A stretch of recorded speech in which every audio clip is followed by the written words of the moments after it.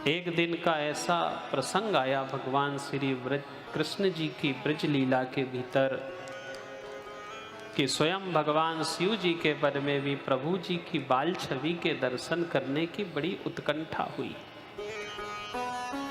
आखिर छोटा सा मनोहर स्वरूप था, देखने की लालसा सबकी होती थी। भगवान शिव भी बड़े उतावले हुए, देवी से कहा, तैयार हुए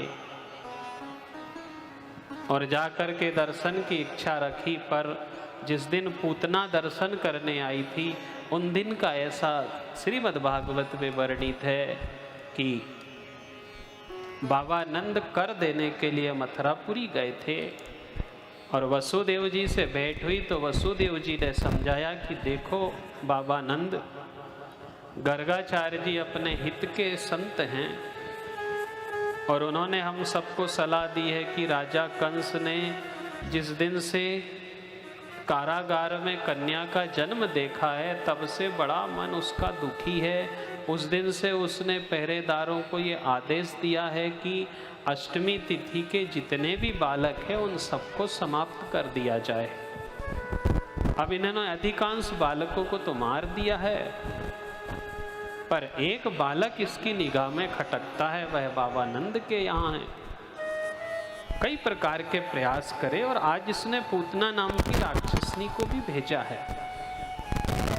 पूतना नाम की राक्षसनी को भेजा, बाबा नंद कर दे करके शीघ्रता से वापिस आए। लौट करके आए तो बड़े भयभीत हुए क्योंकि रास्ते में 6 कोस लंबा शरीर पड़ा था। शास्त्र की बात कभी अटपटी सी लगती है कि क्या इतनी बड़ी राक्षसनी थी कि 6 कोस लंबा शरीर था। 6 कोस तक का कहने का अर्थ कि छोटे छोटे बालक इससे भयभीत हो जाते थे। इतनी राक्षसी प्रवृत्ति की स्त्री थी। जब जाकर के देखा, कुशल क्षेम पूछा, यशोदा भी गई अपने सभी साथियों के साथ। वक्ष स्थल से पूतना नाम की राक्षसनी माँ को इन्होंने अंत्येष्टि करी, कृष्ण जी को लेकर के आई।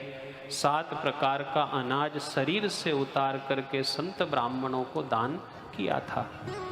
भगवान से बार बार चरणों में निवेदन किया कि बड़ी कृपा हुई प्रभु, आज आपने मेरे छोटे से लाल के जीवन की रक्षा करी है।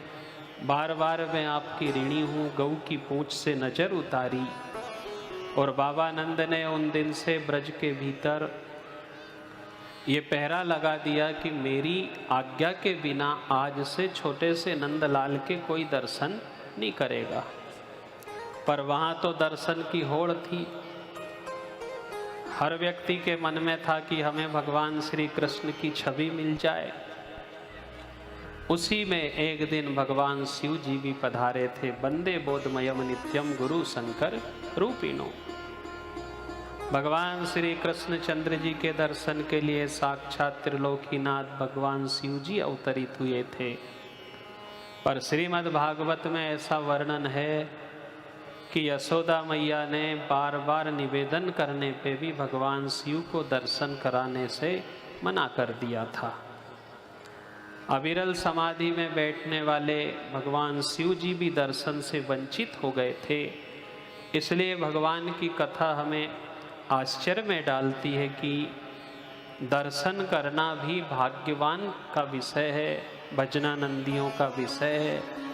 आपसे कहा कि भजन में ताकत होगी तो ईश्वर की कृपा जल्दी बरसेगी, ईश्वर हमारी प्रार्थना जल्दी सुनेंगे। भजन से ही परमात्मा का प्रागट्य हुआ है। इसलिए आज की कथा हम किस भाव से सुने? गोपी भाव से, ज्ञानी भाव से नहीं सुने। ज्ञानी बनकर के जब भी गए तब गड़बड़ी हुई है। ज्ञानी बन के परमात्मा को प्राप्त करने में मन में कई प्रकार के संकल्प विकल्प उठेंगे और गोपी बनने के बाद, भक्त बनने के बाद, प्रेमी बनने के बाद ये संकल्प विकल्प की लहर समाप्त हो जाती है। शरण रहती है केवल भगवान की। भगवान शिव सहज बन करके गए थे। अनेक अनेक प्रार्थना करने के बाद, अनेक अनेक तरीके से प्रलोभन दिया गया यशोदा जी के द्वारा, हीरा मोती ले लो, सोना चांदी ले लो, इसके बदले में दर्शन नहीं करवा सकती, ये लौकिकता में सब आएगा। ज्यों ज्यों हमारी भजन भक्ति बढ़ती जाएगी त्यों त्यों परमात्मा हमें सब सुख सुविधा देता जाएगा। घर दे देगा, वैभव दे देगा, विलासिता दे देगा, गाड़ी दे देगा, बंगला दे देगा, और हम रोज रोज प्रसन्न होकर के भगवान की बखान करेंगे कि परमात्मा ने सब दे दिया। पर चिंतन करना कि बहुत कम लोग हैं जो सब कुछ मिलने के बाद भी भगवान के द्वार पे जाना बंद नहीं करते, क्योंकि वह सब कुछ कम कर देगा। कितना सूत्र है, इसलिए भगवान से क्या निवेदन होना चाहिए, परमात्मा तू सबके बदले में हमारे सत्संग के समय को ज्यादा बढ़ा, दर्शन के समय को ज्यादा बढ़ा। भगवान शिव जी के साथ यह सब बीता। शिव जी ने कहा कि देवी मैं साधारण बलकल वस्त्र पहनने वाला हूँ, शरीर पे भभूति रमाता हूँ, जटाजूटधारी हूँ, कैलाश जैसे विशाल का ठंडे स्थान पर मैं निवास करता हूँ, धतूरा भांग इत्यादि चीज़ों से मेरा जुड़ाव है, मैं इन सब चीज़ों का आदी नहीं हूँ, मुझे सोने चांदी नहीं चाहिए। और आज भी बड़े बड़े भजनानंदियों ने भगवान से, चाहे सूरदास रहे, रईदास रहे, कबीरदास जी रहे, चाहे नरसिंह जी मेहता रहे, इन्होंने दाम पे ज्यादा जोर नहीं दिया, नाम पे दिया। और वही कारण है कि हमारा भारत देश आज हर क्षेत्र में आगे है। दूसरे देश दाम में आगे हैं, पर भारत हमारा किस चीज में आगे है? हमारा हिंदुस्तान किस चीज में आगे है? हमारा सनातन धर्म किस चीज में आगे है? हमारा सनातन धर्म के पास दाम भले कम है, पर नाम में किसी भी देश से हमारा देश पीछे नहीं है। यहाँ रोज जप होता है, रोज रोज जप किया जाता है। हमारे पढ़े लिखे लोगों का भी सूत्र है कि हम जाप पहले करेंगे, नौकरी बाद में करेंगे, पहले हम नाम जपेंगे। नाम सबसे बड़ी पूंजी है, नाम है काल ना खाए, नाम को काल भी नहीं खा सकता। और कलयुग से बचने के लिए श्रीमद् भागवत कथा में सबसे श्रेष्ठ साधन है कलो कृष्ण संकीर्तनम। हम सदैव श्री कृष्ण का संकीर्तन करते रहें।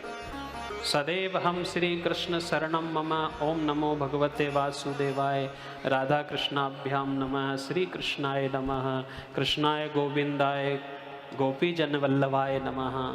ज़्यादा से ज़्यादा हम कलयुग के प्रभाव से बचने के लिए श्री कृष्ण का नाम संकीर्तन करें और छोटा सा छोटा रास्ता निकालें। बड़ी बड़ी चीज़ों में जाने में कई प्रकार के विघ्न हैं, कई प्रकार की बाधाएं आएंगी, पर भगवान शिव जी ने एक सहज सा रास्ता निकाला। मैं कुछ नहीं चाहता देवी, केवल मेरा इतना सा उद्देश्य था कि मैं अपने कैलाश से इसलिए निकला था। भगवान शिव जी ने दर्शन बड़ी दुविधा के बाद किए।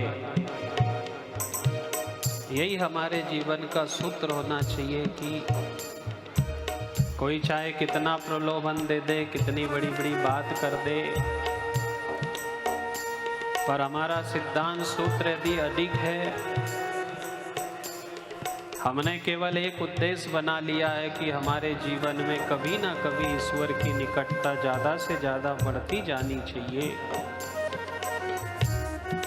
तो सब चीज़ से हमें स्वतः धीरे धीरे दूरी बनानी पड़ेगी। और ज्यों-ज्यों हमारी भजन भक्ति बढ़ती जाएगी, मान पान पद पैसा और मिले व्यवहार, मान भी मिलेगा, पान भी मिलेगा, पद भी मिलेगा, पैसा भी मिलेगा और व्यवहार भी मिलेगा। पर कब मिलेगा? जब रूठ जाए करदार।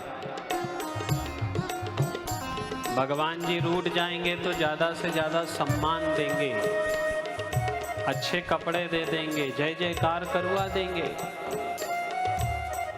रामचरितमानस चाहे भागवत की कथा सुने, जितने भी श्रीमद् भागवत के भीतर कथाओं के भीतर भक्तों ने जन्म लिया है, वे सब प्रतिष्ठा से दूर रहे। तुलसीदास जी से पूछा कि आपने ये रामचरितमानस नाम की रामायण किसके लिए लिखी है? आपकी तो लोग जय जयकार करने लगे, बड़ी बड़ाई होने लगी, आप बहुत बड़े कवि बन गए हैं। संत ब्राह्मण आपको देख करके बड़े अचंभित होते हैं। बोले भैया मैंने रामायण किसी के लिए नहीं लिखी है, स्वांत सुखाए तुलसीदास रघुनाथ गाता। ये रघुनाथ जी की कथा है ना, मैंने अपने सुख के लिए लिखी है।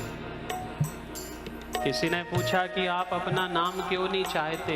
बोले हमें इस बात का डर लगता है कि कहीं भगवान के भजन में मेरी प्रतिष्ठा, मेरा पाप ना बन जाए। जितनी प्रतिष्ठा बढ़ेगी, जितना नाम बढ़ेगा, उतना भजन कम होता जाएगा। मान पान पद पैसा और मिले व्यवहार, कब जब रूठ जाए करता। इसलिए देखो ये पहली सीढ़ी है कि जब कभी दर्शन का समय आए, जब कभी साक्षात्कार का समय निकट आए, तो भक्तों ने अपने आप को समेटना चालू कर दिया, गुप्त रहने लगे। और हम सब जानते हैं कि जितनी महंगी रकम होती है उसको गुप्त रखा जाता है। सोने चांदी को हम तिजोरी में रखते हैं कि किसी की निगाह नहीं पड़ जाए। भजनानंदियों ने अपने आप को गुप्त रखा है, छुपा करके रखा है। किसी के सामने प्रदर्शन नहीं किया कि कहीं से हमें तकलीफ जाए। और यशोदा मैया आज एक तपस्वी महात्मा को ये सब चीज़ों का लालच दे रही है कि भोले बाबा आप बड़े अच्छे महात्मा दिख रहे हो, तेजस्वी हो, त्यागी हो, कपूर के समान गौर्ण वर्ण के सुंदर हो, आप सब कुछ दे सकती हूँ मैं, इतनी श्रद्धा है। पर भोले बाबा ने मना कर दी कि मैं ये सब चीज नहीं चाहता। श्री कृष्ण के दर्शन करने आया रे जोगी गोकुल में। श्री कृष्ण के दर्शन करने आया रे जोगी गोकुल में। भांग धतूरा मोहे प्यारा, अंग भभूति रमाउरी में।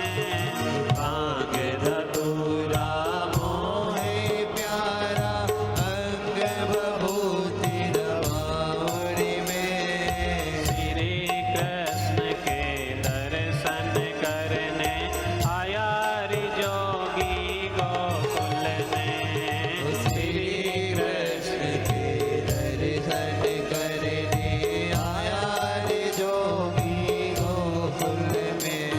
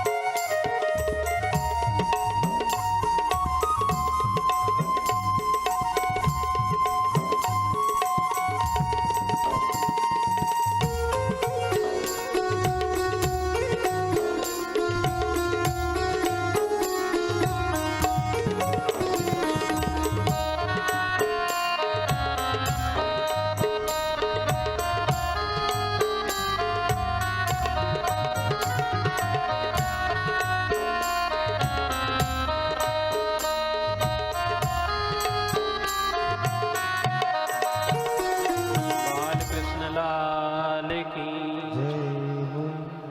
एक ना एक दिन यशोदा मैया भी दर्शन कराने के लिए बाध्य हो गई। भगवान शिव जी ने भी दर्शन किए। हमारे जीवन का मुख्य उद्देश्य होता है कि हमें भगवान कि हमारे जीवन काल में दर्शन हो जाएं, ये सबसे महत्वपूर्ण चीज होती है। चाहे जीवन में कितना ही प्रलोभन मिले, पर भगवान की निकटता हो जाए, यही हमारा मानव जीवन का उद्देश्य होता है।